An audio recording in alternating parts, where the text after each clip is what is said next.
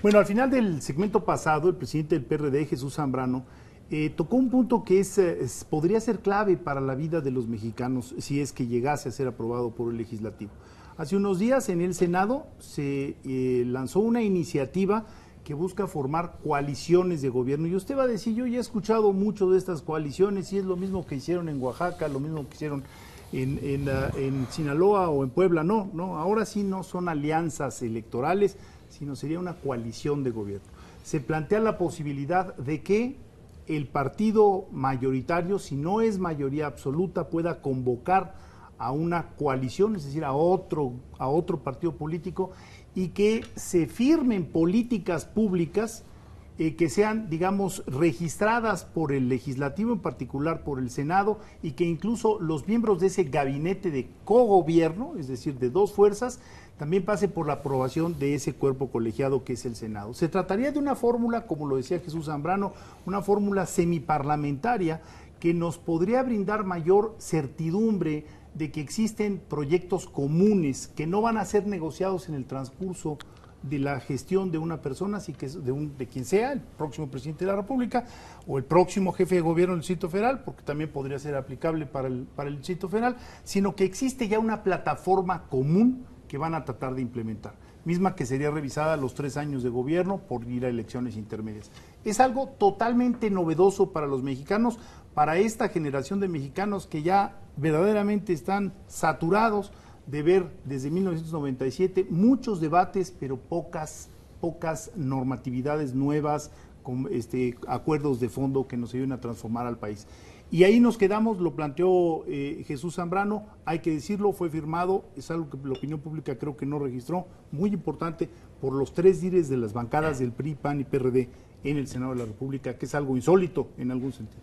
Sí, efectivamente, como lo comentábamos en el segmento anterior, es de una gran importancia y no tiene que ver efectivamente de manera esencial con si vamos o no vamos juntos, PAN, PRD, en una alianza electoral en el 2012, que yo adelanto la veo muy poco probable, sino, como muy bien lo resumías, Federico, en la posibilidad de que, de acuerdo con el resultado de la elección, el partido que resulte triunfador en la presidencia de la República, que difícilmente tendría mayoría por sí solo en la Cámara de Diputados y de Senadores, estaría en la posibilidad constitucional y legal de convocar a una coalición gobernante para que el gabinete mismo de entrada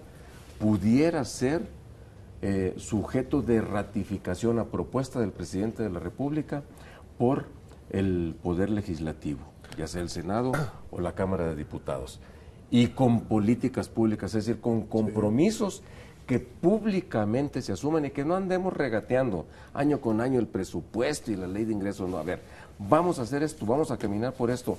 Esto es lo que necesita el país con este programa, órale, por lo menos por estos 6 años siguientes. Aunque lo celebre, me parece que una solución creativa, interesante, que habría que ver cómo funciona en la práctica. Hay 2 cosas que me parecen que habría que discutir.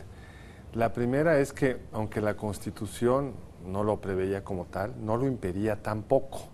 Es decir, ¿de acuerdo? Se pudo haber hecho en los ya 10 años de gobierno dividido con un presidente del PAN, 11 años de gobierno dividido con un presidente del PAN, y no se hizo cuando además las condiciones eran mucho mejores, porque hoy, aunque el PAN y el PRD se pusieran de acuerdo, pues en la Cámara de Diputados ya no podrían tener mayoría. En esta legislatura.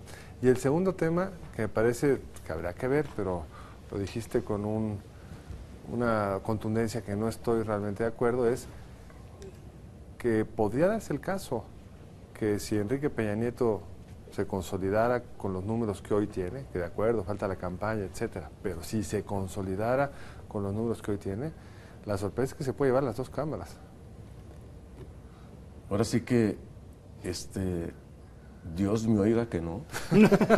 Que no, porque yo lo veo muy improbable. El país está muy tripartidizado, Carlos. Eso nos decían del Estado de México, que era un Estado tripartidizado, y mira que Yo creo que a mí me parece una pista interesante. ¿Qué aprenden ustedes de la elección del Estado de México? ¿Es una elección ejemplar? La de hace unos meses en el Estado de México le da lecciones al PRD de cómo encarar la elección presidencial. Claro que sí. No, claro que sí. ¿Cuáles serían esas claro lecciones? Que sí, Jesús, es una elección ejemplarmente inequitativa, ejemplarmente ilegal, ejemplarmente violatoria de muchos preceptos que tienen que ver con contiendas democráticas, y lamentablemente el Tribunal Electoral falló en otro sentido, el del Poder Judicial de la Federación, y debemos evitar que esto suceda de nueva cuenta en el 2012.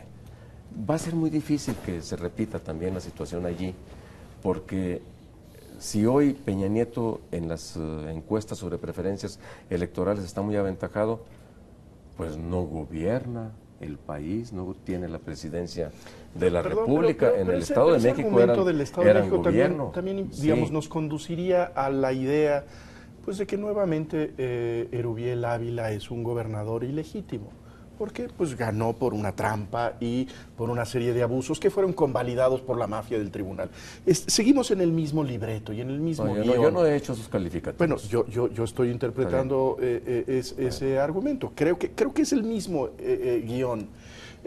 Yo creo que también habría que ver que algo debe haber hecho bien el PRI. Okay. Algunos errores debieron haber cometido sus oposiciones que podrían ser el fundamento autocrítico de una estrategia distinta hacia la elección que viene. Yo refería, más bien se refirió aquí, y lo dijo Carlos, sí. Recordando el asunto de cómo había sido la situación del Estado de México. Yo fui de los defensores de una posibilidad de una coalición amplia, como lo habíamos hecho en el 2010, en Oaxaca, Puebla y Sinaloa, en donde sin haber, pues digámoslo así, convenio de un gobierno de coalición, era una coalición electoral que sí puso por delante, por cierto, programas de gobierno comprometidos que hay que ahora seguir peleando porque se apliquen. No sucedió en el Estado de México, las cosas ya las conocemos, no voy a detenerme en eso. Pero rumbo a la elección presidencial es muy diferente. En el país, viendo la elección presidencial, el PRI, digámoslo así, México no es monocolor, ¿sí? El PAN gobierna estados, el PRD gobierna los suyos, especialmente la capital de la República, no es poca cosa. Entonces esto de pensar que van a llegar y van a pasar sobre nosotros como una aplanadora, de entrada está por verse, como lo decía, en la medida en que todavía no hay candidatos de los tres partidos definidos y no empiezan las campañas, vamos a ver todavía qué pasa, ¿sí? Pero por ello mismo, y viendo lo que ha sido el resultado de las últimas elecciones desde el 97 a la fecha, para el 2012 ya serán 15 años, en donde se ha ido consolidando la presencia de tres fuerzas importantes en el país, en donde ninguna de ellas por sí sola logra tener la mayoría. Vamos a ver qué tan competitiva, yo creo que sí va a ser muy competida la elección del 2012, a ver si es cierto que se configura este escenario que tú dices como posibilidad, como escenario posible, ahí está, claro, pero yo no lo veo como probable, como probable. Altamente probable no. Y entonces es en donde entra el punto que planteaba en esta parte Federico. No descalifiquemos de antemano esto que puede ser un elemento que le dé estabilidad y gobernabilidad al conjunto de las instituciones, a la toma del país y certidumbre también a la gente, a los empresarios, a la población. Yo no la descalifico, solo me pregunto, ¿por qué no se hizo antes? Porque prohibida no estaba. Es decir, y esto tampoco va a ser obligatorio, no nos estamos moviendo a un régimen como el francés, donde en automático el que tiene la mayoría en la Cámara, construyala como la construya, tiene un primer ministro o algo así. Estamos en una cosa que abre un cauce, pero habría que ir un poco a cuáles son las políticas. Pero eso que no está prohibido es también sí, es lo que te iba a decir. Si tú revisas cómo estaba el COFIPE, en realidad la diferencia de las coaliciones con las alianzas no daba un plus, no daba una ventaja. y realmente era muy complejo, es decir, conforme fue evolucionando el COFIPE se fue volviendo cada vez más complejo esto, por un lado. Por el otro lado, yo creo que hay una cuestión, a mí me parece, de civilizatoria, que plantea esta alternativa firmada por el PRD en el Senado, importantísima.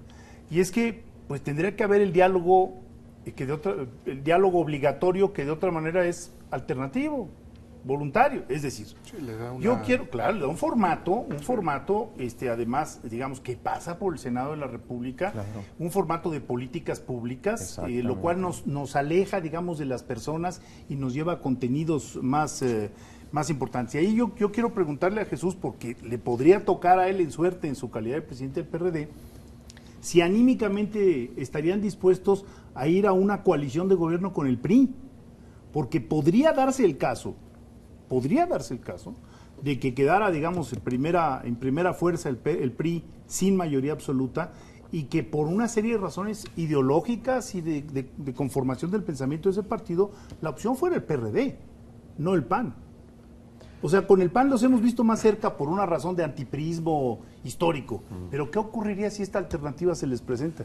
Mira, Federico, obviamente que yo te diría que en primer lugar, pues vamos a dejar que transcurra el proceso electoral para la elección presidencial. Y luego, en segunda instancia y en concordancia con lo que fuera el resultado de la elección, yo no me quedaría solamente con esa posibilidad. ¿Y qué tal si nosotros ganamos? Entonces tendríamos que plantear también al revés, porque sigo convencido de que ninguna fuerza va a poder tener una mayoría clara per se, por sí misma, en el Congreso de la Unión, y tendrá que verse obligada a justamente avanzar en esta perspectiva de coaliciones de gobierno. Entonces, que nosotros la planteáramos como opción para fortalecer una visión nuestra con un programa convenido para los 6 años, o nosotros, con responsabilidad, si firmáramos y estuviéramos de acuerdo en hacer esta reforma para integrar coaliciones, deberíamos decir, por supuesto que estamos dispuestos a conformar coaliciones como fuerza opositora, si fuera el caso, de cara al país, con programas muy claros, que esto es lo que tiene que establecerse con mucha transparencia para que los compromisos sean exigibles entre nosotros mismos y por la sociedad y desde la sociedad hacia nosotros. Pero eso parte de una cierta claridad de propuesta en la campaña. Y uno puede ver en el campo de la izquierda mexicana en este momento una división, creo que bastante clara, entre propuestas nítidamente diferenciables entre la izquierda que representa Marcelo Ebrard y la que representa Andrés Manuel López Obrador. ¿Cuál cree usted que debe ser la línea básica de la oferta política de la izquierda mexicana contemporánea? A ver, yo creo que en los contenidos esenciales coincidimos en el seno de la izquierda. Me parece que más bien... ¿Exageramos las diferencias entre ellos dos? No, yo no hablo de exagerar, no quiero calificarlo de esta manera. Yo más bien creo que lo que tenemos en medio son diferentes formas de plantear las propuestas y a lo mejor diferentes formas de estrategia política para avanzar en la perspectiva de conseguir esas propuestas. Porque, a ver, yo digo, hablo por mis convicciones y de esta parte de la izquierda de la que yo estoy convencido que formo parte. En primer lugar, un compromiso claro con elecciones como el mecanismo fundamental para la renovación de los poderes de nuestro país. Es decir, elecciones democráticas, elecciones libres, con la paz, con la tranquilidad, para que la gente siga desarrollando su actividad cotidiana. Que generemos confianza a los inversionistas, a los empresarios, que generemos oportunidades para los jóvenes, son para los objetivos. hijos. ¿Quién Sí. puede estar en desacuerdo con los objetivos? Pero donde luego Con vienen un las presupuesto diferencias, con presupuestos que tengan pero luego que ver viene la con eso, diferencia Carlos. con los instrumentos. Es decir, si tú hoy, a la cabeza del PRD, tuvieras que negociar una coalición con PAN o PRI, lo que tú quieras, ¿cuáles serían las 3 cambios, los instrumentos para lograr estos objetivos? ¿Qué querrías ver? ¿Reformas cuáles? A ver, en primerísimo lugar diría yo, y ustedes lo han dicho en más de una ocasión, nos hemos encontrado en la convención de banqueros allá en Acapulco, allá a finales de marzo, principios de abril, los instrumentos fundamentales de política económica, ingreso, todo lo que tiene que ver con cuestiones impositivas para que todo el mundo pague como debe pagar y que no haya evasión fiscal, y recuperar recursos para la inversión productiva en nuestro país, para la inversión en infraestructura, etcétera, y luego un presupuesto de egresos, porque son las palancas fundamentales para ver si mantienes o modificas como le llamamos coloquialmente ya, el modelo económico, y que tenga consecuencias para generación de empleos, ahora ante la amenaza de recesión, con políticas contracíclicas, etcétera. Cuando se habla de que estas cámaras de gobiernos divididos no sacan cosas, han sacado muchas, entre otras cosas, casi todos los presupuestos desde el 97 han sido por unanimidad. Sí, pero salen, como yo le digo coloquialmente, amelcochados, es decir, allí sin una claridad, sí, cuando hay muchos actores. Pero retomo el asunto que aquí se ha planteado y que lo hemos subrayado, que lo empezó a expresar Federico y que yo lo comparto. Políticas públicas tiene que ver con eso, con los instrumentos de la política económica para cambiar el rumbo del país. Si no, vamos a seguir con lo que empezó el PRI desde los 80, principios de los 80, sus políticas neoliberales, y que en 11 años de gobiernos panistas sigue siendo lo mismo y no tenemos ningún cambio. Entonces esto es en donde tiene que expresarse, porque al final de cuentas... Ahora te puedo poner distinto. ¿Qué partidas presupuestales quitarías y cuáles pondrías? No, a ver, primero, de entrada, yo ya lo dije, que paguen como deben pagar. Hay 420 consorcios que evaden 500 mil millones de pesos en pagos. Es dudoso esa cifra, pero lo dijo, lo reconoció el ahora gobernador, presidente del gobernador, yo no recuerdo cómo se llama, del Banco de México, ¿no? Hay una discusión al respecto. Está bien, pero ponle que sea la mitad. Ponle que sea la mitad. Son una enormidad de recursos para el desarrollo del país como palanca para el desarrollo. Y luego, lo elemental, educación. Más gasto para la educación, más gasto a la educación, al desarrollo científico y tecnológico. Allí ha estado el despegue de las llamadas economías emergentes. Brasil, India, China, Rusia. No le busquemos más, hombre. Gastan igual que nosotros en educación prácticamente, un poquito más Brasil. Están bastante más adelante. Están bastante más adelante, sí. Entonces, y luego atención al campo. Atención al campo. Sí, no hay proyecto. No hay proyecto.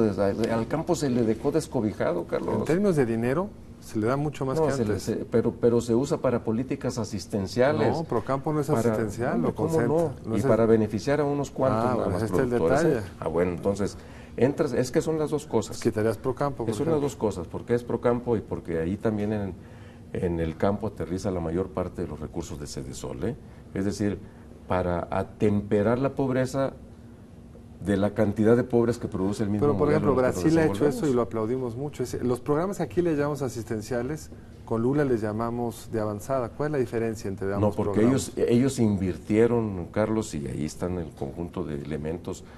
Yo estuve en Brasil hace algunos meses y estuve revisando. Bolsa Familia y Oportunidades son muy parecidos. Pero no solo eso, sino que le dieron además confianza al inversionista para que abriera caminos propios para que que generara mayores oportunidades, pero incluso en esto de la Bolsa Familia Propia, ¿cómo se llama? Sí, ¿verdad? Bolsa Familia. Sí, tuvo que ver con la generación y construcción de vivienda, que a su vez detonó la industria de la construcción y que tiene que ver con toda esta parte. Si pudiéramos resumir la apuesta del PRD en la próxima contienda electoral y definir cuál es el eje que va a dividir, digamos, la imaginación de los electores, cuál es el punto central en la que se discutirá la elección del 2012. Yo creo que, en primer lugar, dejar muy claro que debemos dotar al país, al gobierno federal, de recursos suficientes para la inversión en infraestructura, simplificar todo lo que tiene que ver con el pago de impuestos, que paguen también los que deben pagar como deben pagarlo, no que los grandes consorcios paguen como pequeños propietarios, que le demos autosuficiencia presupuestaria y administrativa a Pemex para que se fortalezca y se desarrolle, y que Pemex sea la columna vertebral de todo el desarrollo económico alrededor del cual podamos impulsar la construcción de este nuevo modelo económico, y que invirtamos en la parte fundamental del capital social, que es la educación, la ciencia y la tecnología. Bueno, tenemos que hacer una pausa. Regresamos muy pronto a hablar con Jesús Zambrano. Creo que podríamos hablar del tema de Michoacán, que es un asunto crucial para el futuro del PRD. Por supuesto que sí.